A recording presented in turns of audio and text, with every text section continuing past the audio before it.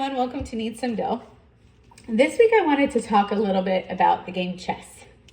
And I was thinking about it this week because I was talking to a couple friends of mine that are starting up a game night, and we were talking about the similarities between poker and chess actually, and why it's so important to think several moves ahead in both games and how they relate. I guess given the field that I'm in, I always feel like strategy is a key part of any mortgage application, and thinking ahead is crucial while recognizing you can't predict the future. And it's a difficult balance to strike, but it's an important one.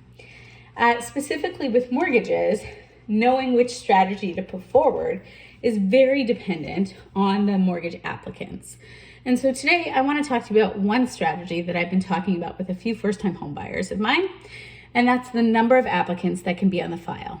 Now, you'll often hear about first-time home buyers struggling with the concept of using the bank of mom and dad. There's always a price to something, and there's always options that are available to some and not necessarily others.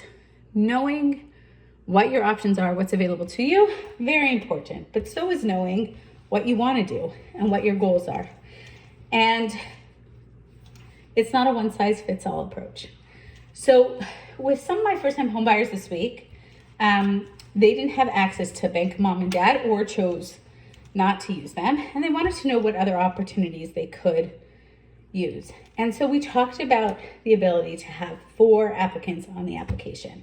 So as opposed to the typical thought process, which is to ask mom and dad for funds to be used towards a home purchase, these buyers were considering asking mom and dad to go on the mortgage application with them as co-applicants or guarantors.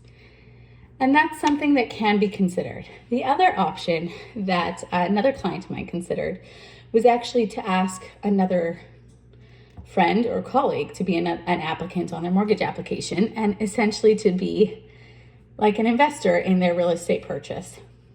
And these are all things that we can consider. So if you have any questions, if this is something you're going through, of course, feel free to reach out and stay tuned for future videos.